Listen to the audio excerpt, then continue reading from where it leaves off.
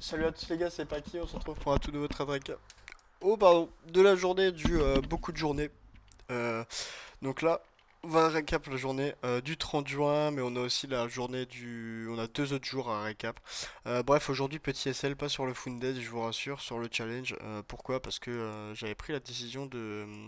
Enfin, de séparer ces comptes en deux, de trader ma stratégie intraday que je sais qu'elle marche sur le compte Founded du coup et de backtester là sur les sur les mois volatiles qu'on a en ce moment ma stratégie la stratégie que je voulais mettre en place. Donc c'est une stratégie avec les 1 minutes inverse fair value gap.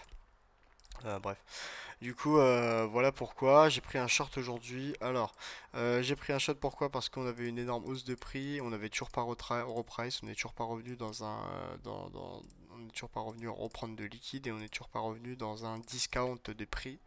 Donc déjà premier point. Ensuite du coup, merde. Quand on regardait encore ici, on avait ce Fair Value Gap 15M et cette inverse Fair Value Gap 1 heure juste ici. Hop, juste ici. Et puis après on est venu reprendre cette liquide à l'ouverture de 9h30 qui était assez violente. Et en fait quand on regarde à partir d'ici, on était dans un PD arrêt ES, on avait une grosse divergence SMT 90 minutes, plus la divergence daily qui nous restait encore là. Par rapport à la London. Donc du coup ce qui faisait que j'ai juste pris un adversaire Blue Gap ici, je suis rentré ici sur ce... Bah, j'ai été exécuté ici. SL placé ici, TP placé sur l'original consolidation. Et du coup c'était mon target de la journée, petit SL. Je pense que j'ai fait une erreur, déjà ça je vais vous le dire tout de suite. Et qu'il fallait pas que je cherche des shorts parce que fondamentalement on était haussier. En plus de ça on avait une SSMT juste ici. Hop, on avait une SSMT entre l'Asia et la session et New York AM, donc on avait une SSMT daily juste ici, à la hausse. Et en plus de ça, du coup, on était, genre, l'original consolidation, en fait, c'était cette zone. Là, on avait l'original consolidation, puis après, là, on avait l'expansion, la deuxième consolidation, qui se retrouve dans toute cette zone, l'expansion, et là, on avait encore une zone de consolidation, et puis après, on avait encore nos divergences, etc. Donc au final, on est juste revenu reprendre l'original consolidation ici. Donc le modèle MMXM était complet. En plus de ça, on avait créé la SSMT. On avait aussi créé une SSMT 90 minutes entre le Q2 et Q3 juste ici. Donc du coup, on avait encore une autre SSMT qui validait le setup haussier. Donc au final, en fait, on n'avait pas besoin de reprice. Et en fait, avant, j'ai dit que on n'avait pas pris de liquide. Alors je l'ai dit parce que c'était ce que je pensais, mais au final, on a pris un low H1 juste ici. Donc au final, on a déjà repris de la liquide et il faut savoir que cette zone aussi a repris des équales. Donc ça veut dire que cette zone est devenue une zone importante.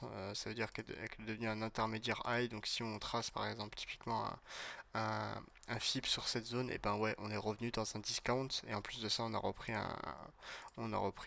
une liquide juste ici. Donc en fait, le prix était bien voué à partir à la hausse. Et en fait, ce que j'aurais pu faire, moi, par rapport à ma strat, c'est directement rentrer comme ça après le CSD. Voilà, ça aurait pu être une entrée que j'aurais pu prendre. Dire directement, en fait. Voilà, directement, sans trop poser de questions. CSD juste ici, vu on a le changer hop, ici, sur cette zone de baisse. On voit que la bougie là a clôturé plus haut. On a clôturé plus haut ici. Du coup, tu rentres manuellement. Et puis voilà. Ça aurait pu être une idée de trade, du coup voilà, c'est ce que j'aurais dû prendre aujourd'hui, mais c'est ce que j'ai pas vu. Moi j'ai cherché des shorts du coup avec les SSMT Daily et 90 et inverse fair value gap ici. Du coup c'était pas trop l'idéal. Maintenant, on va revoir les autres jours. Je vais se mettre short exécution, comme ça je retrouve les positions. Alors, ah bah ils sont aussi sur le trading combine, donc je sais très bien. Hop, hop, hop, hop. Alors ici. Ici, qu'est-ce que j'ai fait? Ici, c'est la même chose. On avait un Turtle Soup H1 juste ici. On avait un Fair Value Gap H1 qui traînait par là où on était venu retracer dedans.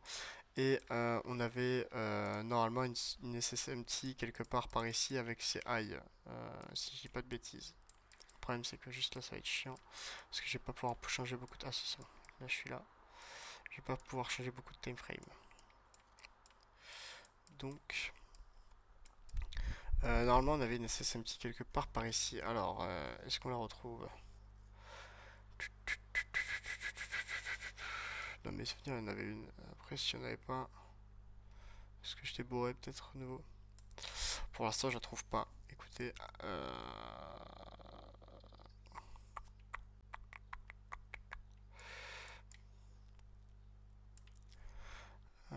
and the scene across your eyes, and I'm back to you.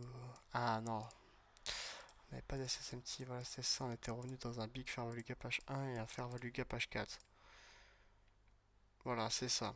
Un gros Fair Value Gap H4. Donc je m'attendais à de la. Putain, ça va, ça j'en étais sûr. Donc je m'attendais à de la grosse délivraison baissière du prix. C'est pour ça que j'aime pas faire mes trades récap 500 000 ans après. Mais là, vu que je l'ai pas fait, il faut que je le fasse. Hop, juste ici. Donc du coup, on avait ça. Et en plus de ça, on avait un fair value gap M15 qui traînait par là, qu'on était bien recomblé. Donc en fait, on était revenu dans un pilier arrêt. Et moi, ce que j'ai fait, c'est que j'étais allé en M1. Ah. J'étais allé en M1 juste ici. Désolé pour le bruit, c'est mon frère qui est rentré. Hop, ici, on avait cette inverse fair value gap juste ici. Et du coup, j'étais rentré en short juste ici avec un SL placé ici. À peu près 255 plus haut qui était placé là. Je me suis enclenché ici. Et du coup, je targetais en fait à 1 pour 1. Donc les plus bas qui étaient là-bas. Là. Du coup, là, ça fait même pas 1 pour 1 parce que j'ai été enclenché beaucoup plus haut. À la base, c'était ça mon SL. Voilà. Du coup, ça me faisait 1 pour 1. Voilà pour le trade recap là. Et maintenant, il reste encore le tout dernier. Où pareil, lui, c'était en 5 minutes. Mais en fait, j'ai pris le trade et il restait plus aucune failure swing. En fait, on avait déjà repris l'original consolidation. Donc au final, en fait, il y avait juste plus rien qui pouvait se passer. Donc là, comme bah, vous voyez tout de suite, là, on a toute la zone d'école en fait. Ici, on a eu pareil. Une grosse accumulation, on avait une manipulation, on avait eu aussi ici une divergence, sauf qu'en fait, sur cette divergence, on avait déjà pris l'original consolidation. Et du coup, bah moi, je suis quand même rentré sur ce CSD juste ici, parce que là, du coup, on avait une divergence entre les deux, si je dis pas de bêtises, à vérifier. Mais si j'ai pris là, parce que là, j'avais pris avec ma strat intraday, donc c'est qu'il y avait une divergence quelque part par ici. Et du coup, j'étais rentré là sur ce CSD SL placé ici normalement. 29 660. 29 600. Non. Qu'est-ce que. Attendez. Ah non, du coup. 27 non, 29 600. Oui, voilà. C'est 29 160 et là c'est 29 791. 29 791 qui se trouve ici. Voilà. Et du coup, là pareil, je targetais bah, juste les prochains plus bas. Je crois, si j'ai pas de conneries, j'avais pas d'autres targets. Je crois qu'il y avait des bas daily qui traînaient par là que je voulais target, mais c'est tout. Ça me faisait pareil un trade assez dégueu. Donc bref, ça c'était du FOMO un peu parce que du coup c'était ça comme j'ai dit c'était ma période FOMO parce que dans l'idée en fait là on avait déjà complété le modèle donc il n'y avait plus rien à prendre. Et sur le trade d'une minute, ça pareil j'avais essayé de le prendre mais là pareil c'était aussi un peu du FOMO pour le coup parce que là c'était juste pour prendre un pour un trade de merde et qu'en plus de ça on n'avait pas pris de liquide, on n'avait rien pris donc voilà c'était ma période FOMO et là aujourd'hui du coup chercher des shorts alors que les longues étaient obvious. Donc un peu dommage, mais bon c'est pas grave, de toute façon là, c'était tout le but. Mais je vais du coup, je vais d'ailleurs voilà, comme ça vous avez les infos. Je vais arrêter de faire ça sur mon challenge. C'est un peu con au final. Là je l'ai fait aujourd'hui, mais bah voilà, GSL, ça m'apprendra. De toute façon c'est un challenge, je m'en fous un peu. Mais c'est surtout le fait que ce challenge-là, je peux le passer en Funded avec mon autre strat d'ici quelques mois, on va dire. Je vais pas donner une date parce que j'en sais rien, mais peut-être que le mois prochain, ce challenge sera passé en Funded. Donc c'est un peu con de le cramer sur juste un backtest d'une stratégie parce qu'en fait, si vous voulez, avec la volatilité qu'on a aujourd'hui, surtout ce mois-ci en particulier là, le problème est que ma stratégie est très compliquée à mettre en œuvre. Il y a beaucoup moins de craquage de corrélation et le prix part beaucoup plus dans un pump aussi au baissier directement après une grosse SMT, mais il va pas refaire une dernière SMT, donc ma dernière SMT de confirmation. Donc justement en fait, par rapport à ça, j'ai voulu enlever ma dernière SMT ma dernière SMT pour en fait à la place mettre un inverse fair value gap ou quelque chose qui se trouve dans un PDRM mais du coup en petit time frame, ça veut dire passer en vraiment du scalping si vous voulez. Du coup, il faudrait que je le mette en œuvre. Maintenant, est-ce que c'est toujours pertinent de le faire? Je sais pas. Est-ce que il faut que je continue de le faire? Je sais pas. Mais c'est vrai que je regarde souvent les traders américains, mais c'est ce qu'ils utilisent. Donc c'est pour ça que je me suis dit autant backtest.